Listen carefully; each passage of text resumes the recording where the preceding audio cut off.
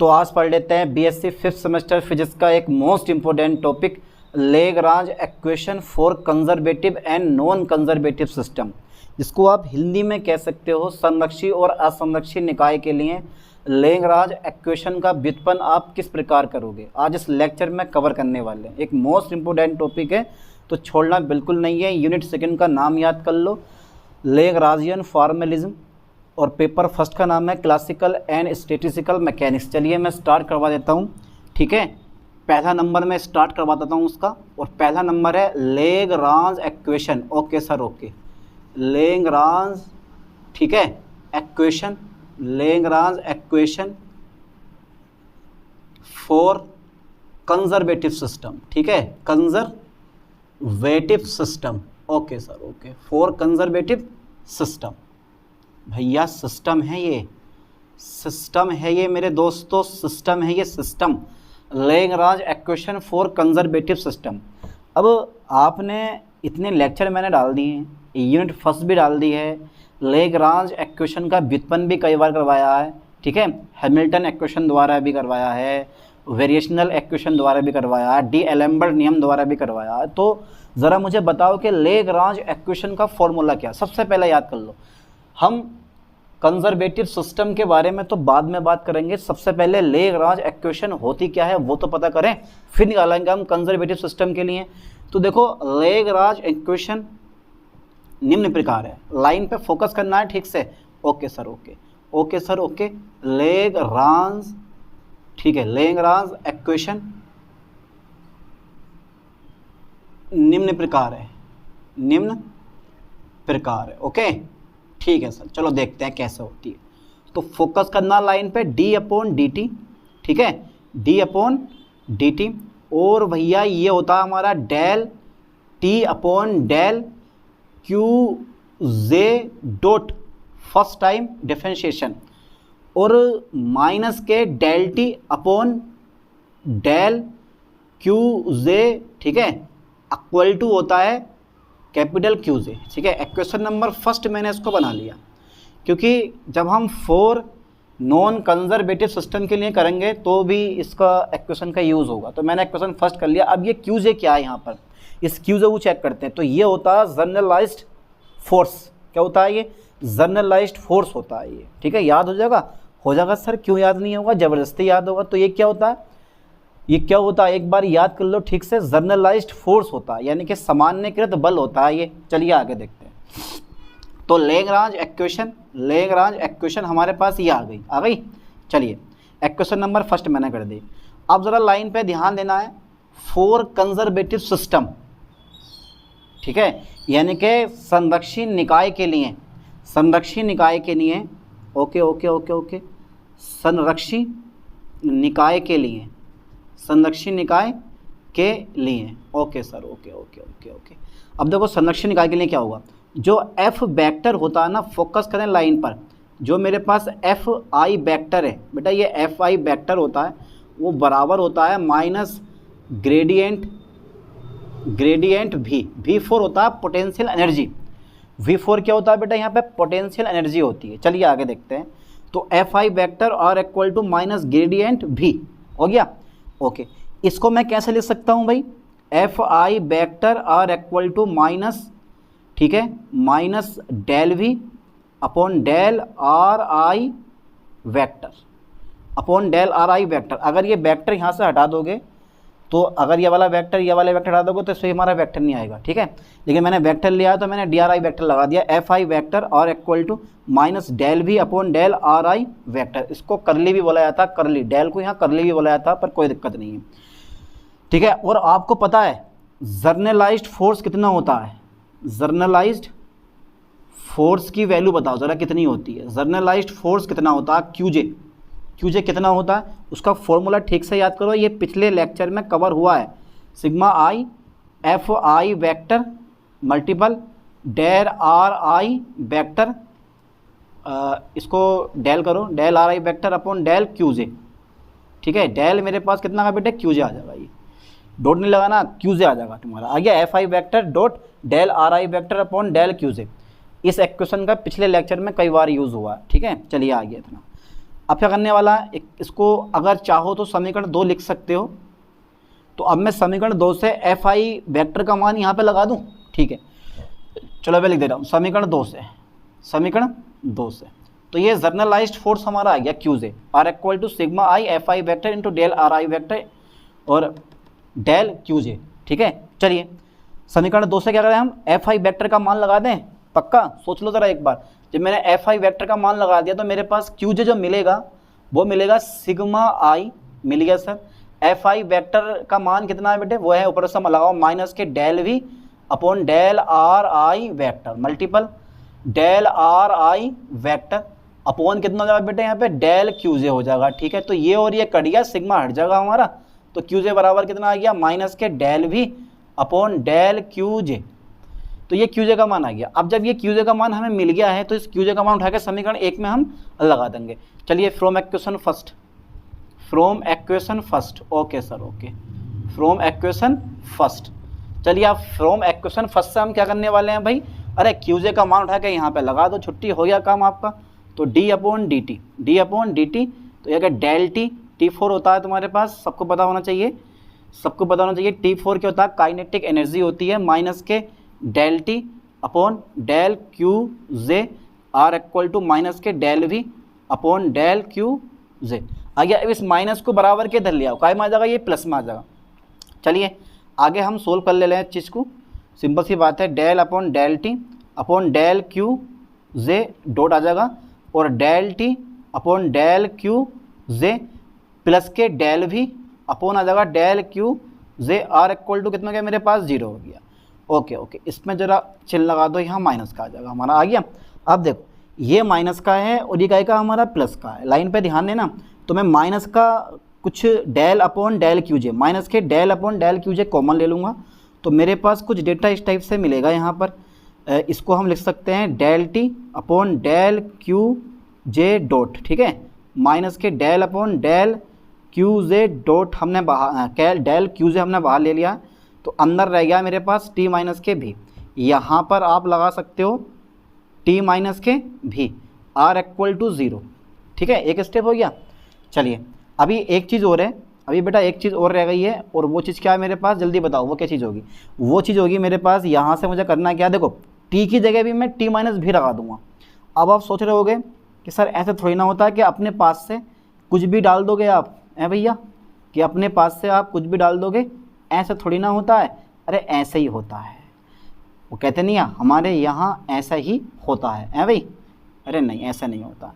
अब बात ये आ गई कि यार यहाँ पर मैंने भी क्यों डाला, तो तुम्हें पता होना चाहिए जो v होता है ना, v वो क्यू जे का फलन नहीं होता है, क्यू जे का यानी क्यू डेल क्यू जे डॉट का फलन नहीं होता है।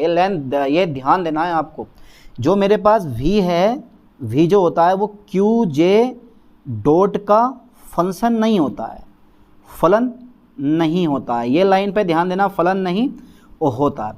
अगर क्यू जे डॉट के सापेक्ष, इस क्यू जे डॉट के सापेक्ष इस potential energy, V4 potential energy होती है, इस पोटेंशियल एनर्जी का क्या करते हो, डिफरेंशिएशन करते हो तो 0 आएगा, ये ध्यान देना।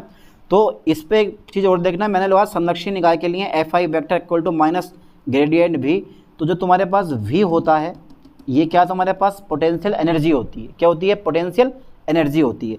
अब ये जो पोटेंशियल एनर्जी हमारी है, तो मैंने क्या बोला कि क्यू जे डॉट के सापेक्ष जब मैं पोटेंशियल एनर्जी का फर्स्ट टाइम डिफरेंशिएशन करूंगा तो मेरे पास कितना आएगा, 0 आ जाएगा, ठीक है, ये 0 मिल जाएगा। तो यहाँ मैंने लिख दिया कि जो भी होता है यानी कि पोटेंशियल एनर्जी है वो क्यू जे डॉट का फलन नहीं होता, इसलिए अगर t माइनस 0 तो 0 की जगह भी लिख दिया मैंने, t माइनस भी कर दिया। अब जो ये t माइनस भी होता है वो l के बराबर होता है और t माइनस भी क्या होता है, ये l के बराबर होता है। चलिए मैं इसको इरेज कर दे रहा हूँ, कर दूँ इरेज इसको, ठीक है भैया, चलो साहब लो, क्योंकि अभी थोड़ा सा रह गया है, ये लास्ट ऑप्शन में है। चलिए मैंने इतना कर दिया है। अब देखो v क्यू जे डॉट का फलन नहीं होता है, यहाँ तक हमने सीख लिया। अब इसके बाद क्या होगा, लेग्रांजियन फंक्शन होता है ये, ठीक है, Lagrangian function. Okay sir okay. L equal to कितना होता है मेरे दोस्त, एल इक्वल टू होता है टी माइनस के भी। अब जहाँ पर टी माइनस के वी है वहाँ पर मैं क्या लगा दूंगा, एल लगा दूंगा। तो ये आ जाएगी मेरे पास, देखो डी अपॉन डी टी, और मेरे पास रह गया del L upon del Q जे डॉट, ठीक है। और भैया माइनस थे, ये बचा हमारा del L upon del Q j, और आर इक्वल टू मेरे पास कितना होगा, 0, फिर जे इक्वल टू कितना मेरे पास भैया यहाँ पर 1 2 3 डॉट डॉट डॉट कहाँ तक, एन तक होगा, ठीक है। और यही क्या है, यही इक्वेशन क्या होती है भैया, संरक्षी निकाय के लिए आप लिख सकते हो गति की लेग्रांज इक्वेशन है, ठीक है। यह समीकरण, ठीक है, यह समीकरण किसके, संरक्षी निकाय के लिए, यानी एक कंजर्वेटिव सिस्टम के लिए यह समीकरण संरक्षी निकाय के लिए, यह समीकरण संरक्षी निकाय के लिए गति की लेग्रांज इक्वेशन है, ठीक है, लेग्रांज इक्वेशन है। तो ये तो हो गया संरक्षी निकाय के लिए, ठीक है। तो यहाँ तक का स्क्रीन शॉट लो जल्दी फास्टली, उसके बाद पढ़ाता हूँ अगला। तो ये संरक्षी निकाय के लिए मैंने करवा दिया। अब आता है Lagrange equation for non conservative system. हटा दें इसको, कर दें ये पक्का, स्क्रीन शॉट ले लिया होगा। चलिए हटाता हूँ फिर मैं इसको। तो अब जो है मेरे पास कुछ देखने के लिए मिलता है, ये बहुत ज़रूरी होता है, ये बहुत ज़रूरी है बेटे। कर दे इसको भी रेस, उतार लिया। अरे यार तुम तो वैसे भी इंटेलिजेंट हो, तुमसे बड़ा कोई नहीं, सबसे बड़े टॉपर। चलिए देखते हैं अब मेरे पास क्या आ गया।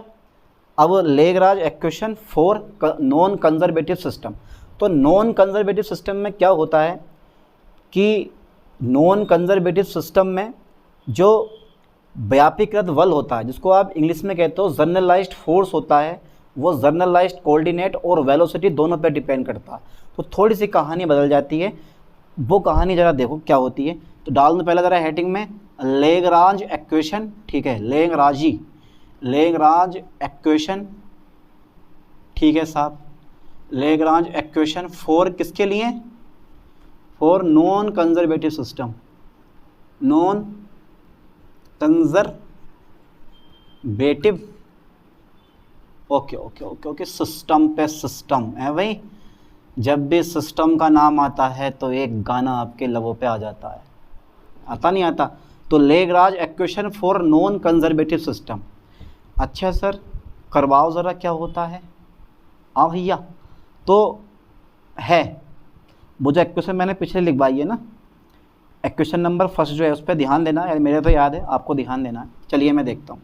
देखो असंरक्षी, ओके सर ओके, असंरक्षी निकाय के लिए, असंरक्षी निकाय के लिए, ठीक है भैया करवा दो सर।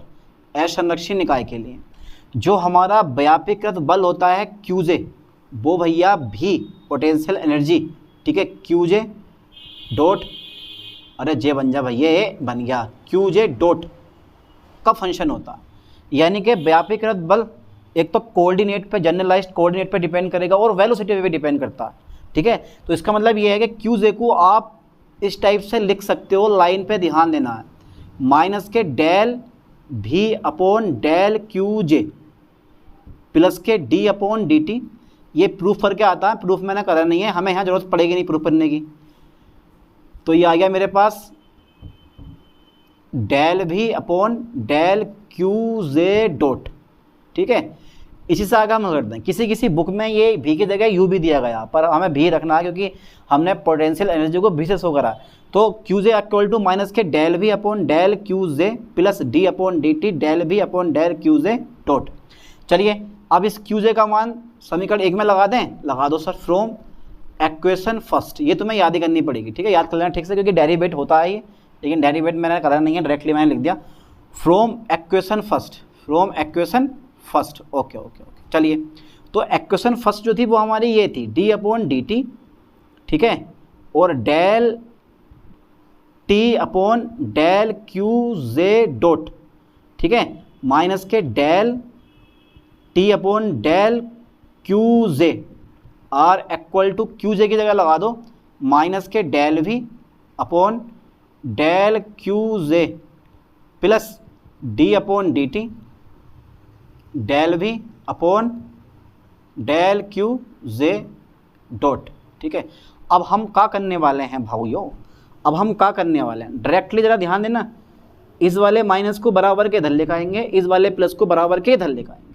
लाएंगे, लाने ले जाने में क्या फ़र्क पड़ रहा, लेकर आप पकड़ सूत्र उठा के, तो कुछ इस तरह से मिलेगी हमें ये डी वाई डी टी, ठीक है, del T upon del Q J dot minus k d y d t del we upon del Q J dot, ठीक है, ऐसे ये वाला आ गया minus del T upon del Q j, फिर माइनस माइनस प्लस, ये माइनस को धर लिया होगा तो प्लस में आ जाएगा del we upon del Q j बराबर 0, ठीक है, ये आ गया हमारा बराबर 0। अब देखो अब क्या होगा, अब क्या होने वाला है साहब, अब मैं यहाँ से देखो d upon d T common ले लूँ, अरे ले लो सर क्या दिक्कत पड़ रही है, ऐसी ऐसी बेटे इसमें देखो ज़रा d अपॉन वो डेल है ये हमारा डेल रहेगा, ठीक है, डेल क्यू जे डॉट आ गया, और ये आ जाएगा टी माइनस के भी, टी माइनस के भी, तो टी माइनस के भी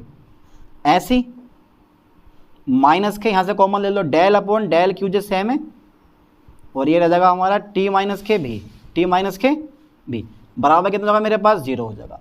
और आपको पता है कि लैग्रांजियन पता होना चाहिए कि भैया लैग्रांजियन फंक्शन जो होता है एल, लिख दे रहा हूँ मैं यहाँ पे लैग्रांजियन, लैग्रांजियन, ठीक है ठीक है ठीक है, लैग्रांजियन, लैग्रांजियन RANG, ठीक है, Lagrangian RANGIAN, Lagrangian function, Lagrangian function जो L होता है वो कितना होता है, L जो होता है वो t माइनस के भी होता है, ठीक है। अब जहाँ पर t माइनस के भी है और वहाँ पर मैं क्या लगा दूंगा, L लगा दूंगा, यहाँ भी मैं क्या लगा दूंगा, L लगा दूंगा, तो मेरे पास सिग्मा आ जाएगा योग के लिए, क्योंकि j का मान 1 2 3 4 होते हैं, तो मैंने यहाँ पे सिग्मा लगा दिया, कोई दिक्कत नहीं है, सिग्मा मैंने यहाँ पे लगा दिया मेरे दोस्तों। तो ये आ जाएगा मेरे पास d अपॉन डी टी, ठीक है, तो ये बना मेरे पास del L upon del Q जे डॉट माइनस के del L upon del Q जे, ठीक है, R इक्वल टू बराबर कितना मेरे पास 0, where J equal to 1 2 3 dot dot dot किसके n के बराबर है। और ये जो एक्वेशन आप देख रहे हो, यही एक्वेशन जो है मेरे दोस्तों वो किसी चीज़ की है, for non conservative system, Lagrange equation for non conservative system, यानी कि यह है असंरक्षी निकाय के लिए, यह है असंरक्षी निकाय के लिए, यह असंरक्षी निकाय के लिए, असंरक्षी असंरक्षी, ओके गलत हो गया, ये असंरक्षी, यह असंरक्षी निकाय के लिए, ठीक है, गति की लैग्रांज एक्वेशन है, लैग्रांज एक्वेशन है। चलिए साहब, तो संरक्षी और असंरक्षी निकाय के लिए हमने लैग्रांज एक्वेशन किस प्रकार व्युत्पन्न की आज इस लेक्चर में कवर कर लिया। तो इस लेक्चर के लगभग चौथा टॉपिक है, और अगर पिछले टॉपिक आपने ना पढ़े हैं तो उनको ज़बरदस्ती पढ़ो, देखने में डिफिकल्ट लगेंगे, लेकिन जब आप एक टॉपिक करने लगते हो तो उस जैसा अगला टॉपिक होता है, उस जैसा उससे अगला टॉपिक होता है, उस जैसा उससे अगला टॉपिक होता है, तो टॉपिक बाय टॉपिक जब आप चलते रहोगे तो सिंपल सी बात है आपको 100% समझ में आने लगेगा। स्टार्टिंग में आपको डिफिकल्ट लगेगा क्योंकि बिल्कुल अलग चीज़ें हटके अजीब सा लग रहा है पढ़ने में, एक दो चैप्टर होते हैं हर एक सब्जेक्ट में, हर एक बुक में एक दो चैप्टर ऐसे होते हैं जो समझ से परे होते हैं, वैसे ये एक दो चैप्टर ऐसे हैं जो समझ से परे हैं। लेकिन डरो मत, जब तुम उनकी प्रैक्टिस करोगे तो प्रैक्टिस मैक्स से मैन परफेक्ट, जितनी प्रैक्टिस करोगे उतना ज़्यादा ये आपको समझ में आएगा, उतनी जितनी बार आप रिपीट करोगे, रिपीट करते रहो, अपने आप समझ में आ जाएगा। चलिए मिलते हैं नेक्स्ट लेक्चर में नेक्स्ट वीडियो के साथ। थैंक्स।